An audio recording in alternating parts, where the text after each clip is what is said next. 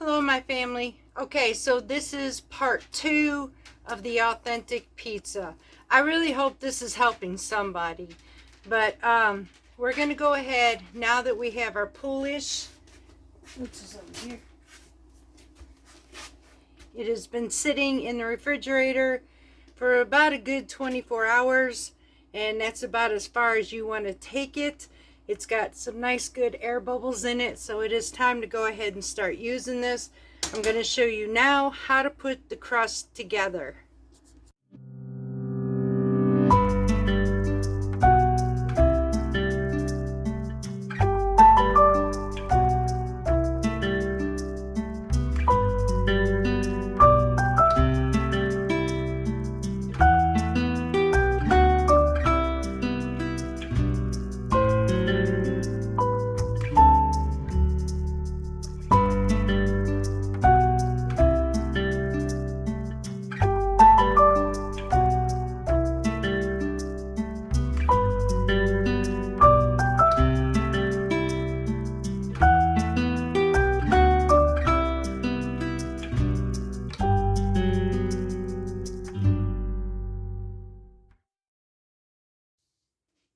Okay, y'all, so I am actually going to be making a big batch. What we need: 700 milliliters of room temperature water.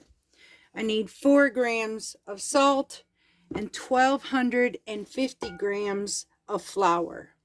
So this is, like I said, this is going to make a big batch because I plan on freezing this. So this way I don't have to worry about making pizza crust for quite some time. I am using soft white wheat. You are welcome to use all-purpose flour if you want to. So from here, what we're going to do is add first the 700 milliliters of water, and then every bit of this poolish is going into our water. We want to use all of this. Oh yes, that's good and fermented. Y'all, I don't know if you can see that, but that was just what we did last night. This is definitely ready to go. We're going to mix all of this. Oh, this is beautiful. Absolutely beautiful. We're going to mix all of this in here into this water. And then we're going to dissolve it, pretty much like dilute it. Mix it up really good.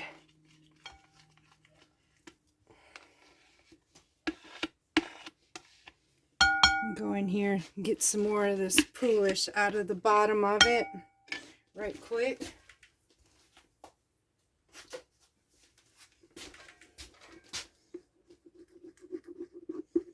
Scraped off my bottom. We want to use all this goodness as we can because this is our yeast form. All right.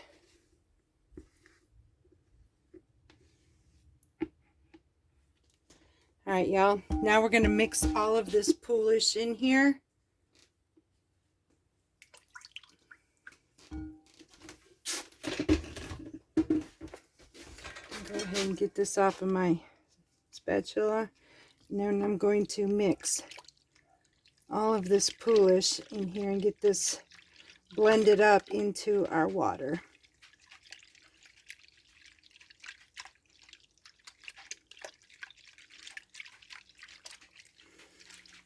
Once I get this blended up, we'll be back and show you the next step. All right, y'all, so I got all of my poolish melted. Now I added salt to my flour, and I'm just going to go ahead and start adding my flour in here. First of all, I'm going to bring it down like so.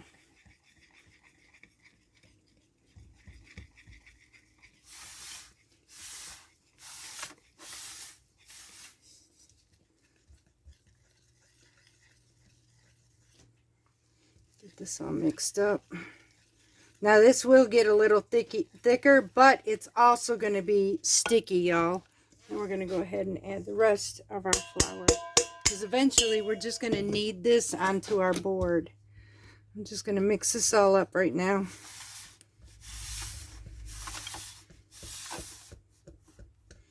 All right. Get all of this off of my spatula, or my whisk actually. I'm going to blend this all up here shortly.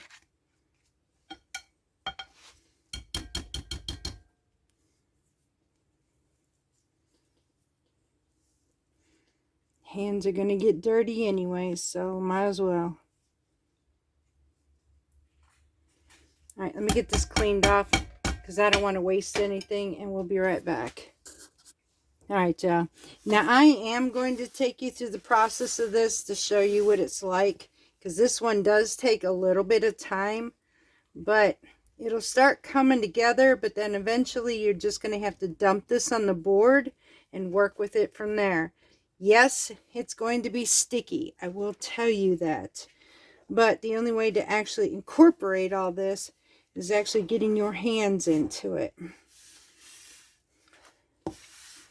I'm going to go ahead and start doing that actually.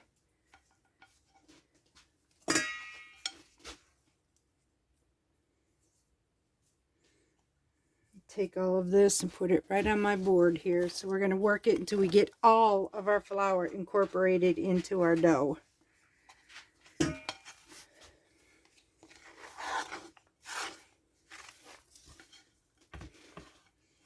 Yeah, buddy. That's a big old mess of pizza crust we're going to make here, y'all.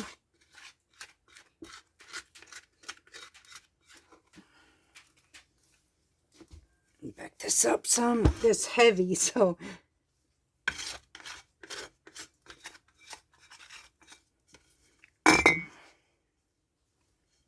ooh. Trying to get all this flour that's stuck to the bowl.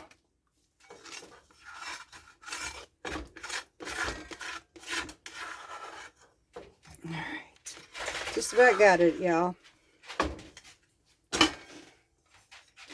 All right, now I'm just going to work this in. As you see here, I'm folding it inward, picking it up, folding it in, pushing it out. I'm doing this until we get all of this flour incorporated into our dough, just like this. We're going to keep doing this until it's all mixed in.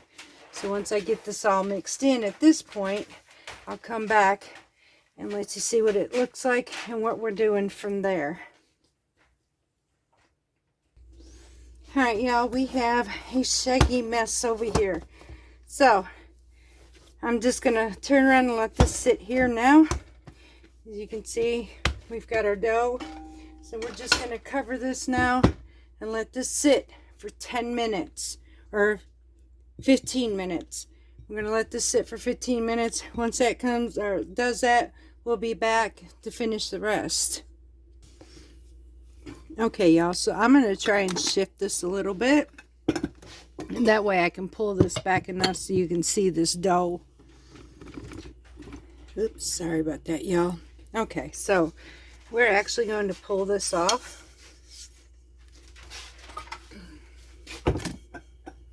And I'm going to get a little bit of oil to work with this as we work into making this into basically a nice, soft, but well-rounded ball and smooth. I've got my oil on here. We're going to keep this top up here. So I'm going to go to the bottom and just kind of pull this up. Bring it back down here. Go ahead and round my round edges here. Round this off.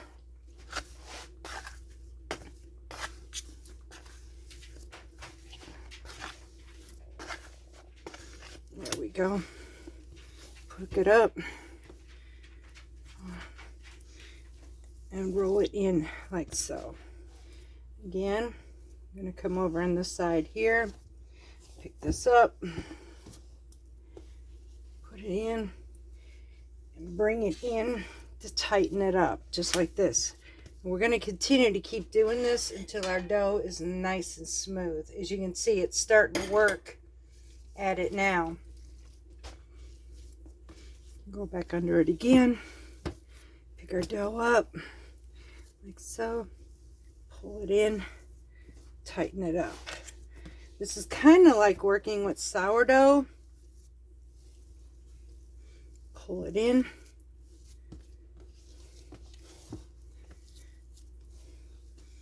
And I'm going to keep doing this, y'all, until my dough is nice and soft. And then smooth at the top as much as we can, because we are dealing with fresh milled here. Now this one is with soft white wheat. I may try next time probably with durum wheat and see how this works. Like I said, y'all, I was going to work with this and see how it works. So all right, let me get this smooth and we'll be right back. Okay, y'all, so now it's time to put it back in our bowl. We're going to let it sit for an hour. Right now, keeping that top the way it is. Pop that back in there. And take a little bit of this oil on the top. We want to grease the top of this. And we're going to let this sit for an hour. Allow it to rise. Just like so. I'm going to cover this up. Use my shower cap thing. And then in an hour, we'll be back. Okay, y'all, so we now are ready at our 1 hour mark. So I'm just going to take this around here. I'm going to grease my hands. We're going to keep this top on the top of this, and then flip this upside down and turn it this way. Now we're going to cut this into, look how beautiful, y'all. I'm going to cut this down 3 sections.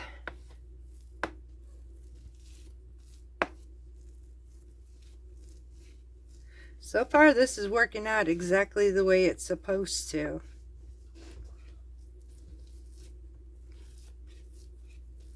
And like I said, this is going to give us an awful lot of crust or pizzas. So, alright, y'all. So I'm going to roll this in like so. Push it over. And then pop this off.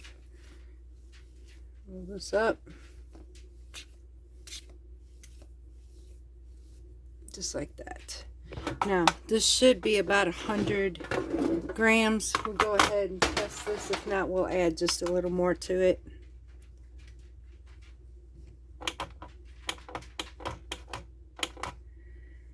Let's see how good we did here. Well, 280 is good too, but 278, so I was almost on that one's mark. Let's see what we got here. Hang on. Oh. There it is. All right, so we're going to go with 280 grams per pizza, which is really cool. Roll it up, tuck it. Another way you can do this, go ahead and do this again.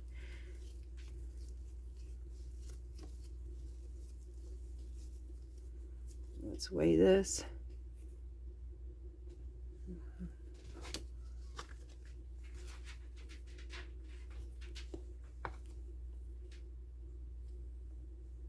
All right, there's 280.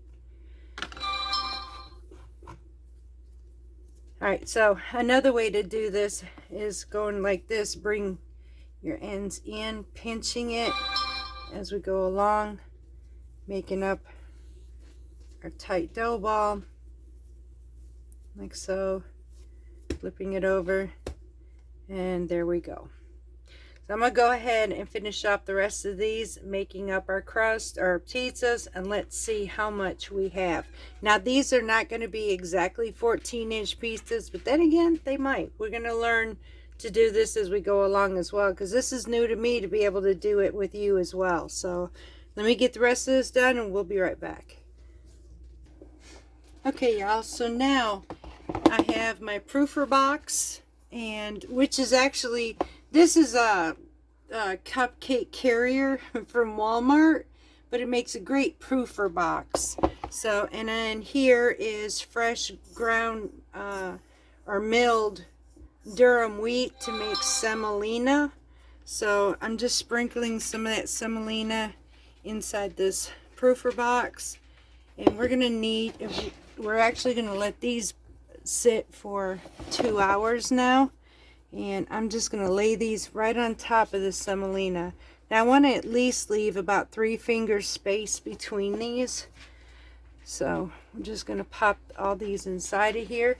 We did get 8 full size and 1 individual person size, so, and if they don't all fit in here, that's fine. I've got something else that I can put in here as well, and we'll try to get how many we can in here.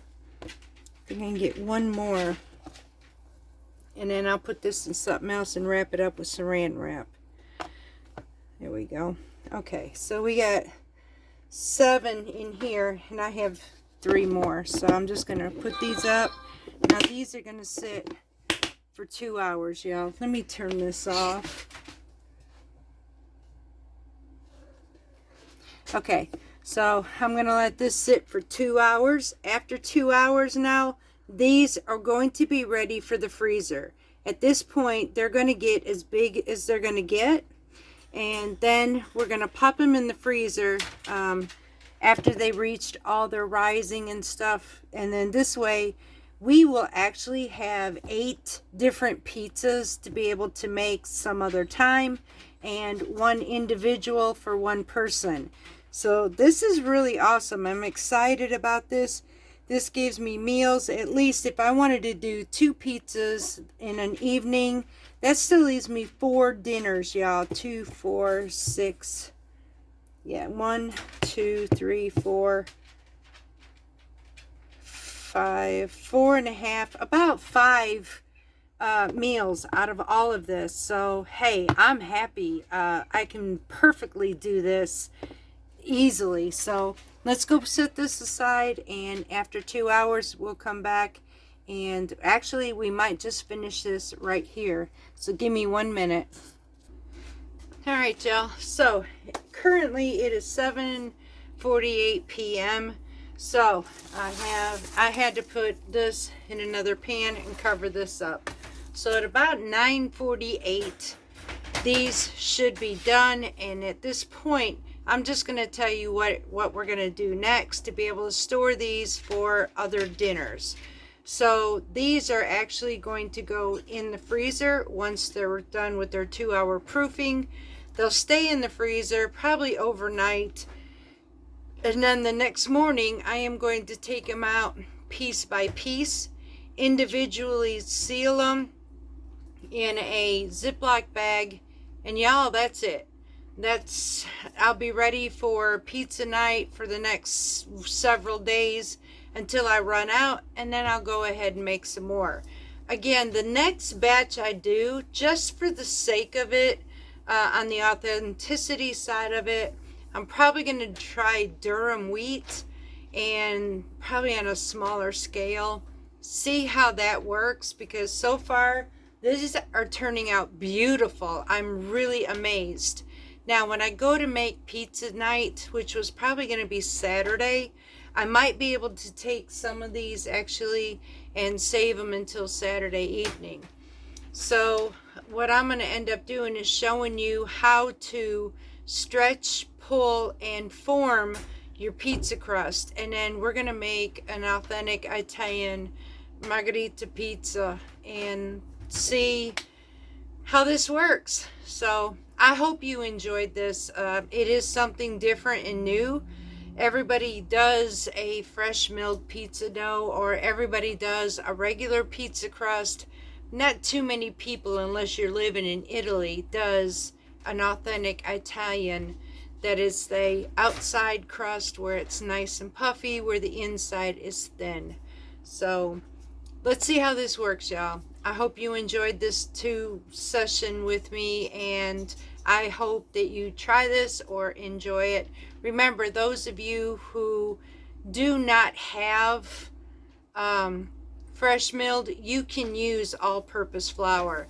Now, I will tell you this, even if you are fresh milling, adjust your water accordingly. You want a nice shaggy sticky dough in the beginning of this. Now, as you've seen, the gluten in this over time, I didn't even have to do much with my hands. It did not stick, so it was actually really good. But I did have to adjust from the 700 milliliters of water. I actually had to add a little bit more than that to get the consistency I needed in my dough. So this could be done for several reasons. One, they say could be if you're fresh milling due to your grains. The other part of it is your humidity in your area.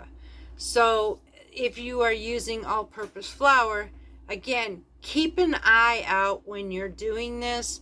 Use your flour accordingly when you add it to your mix, your poolish and your water. Add the amount of flour you need. Even if you get 750 grams of flour, try not to use all of it to see where it's going. Now, if it looks like it's going to be super sloppy mess, you want to keep adding your flour. But if it gets to a point where it's just a nice sticky consistency, but it holds a form of dough, then you know you've got the right one. And I believe I showed that to you. So just work with your flour. If you need all of it, that's fantastic. But if you don't, at least you didn't dump it all in there. And that's what I should have done. I should have used my flour accordingly before dumping it all in there. So next time I learn my lesson, I can always have the extra and put it in my freezer for something else. So that goes for everybody, even if you're fresh milling. So try it that way as well. Next time, that was a lesson learned for me, because I actually had to add more water, and honestly, it's harder to do that than it is just to adjust my flour amount in it. So that was a tip before I leave. I love you all dearly. Until next time, much love from Parton's Heritage Homestead.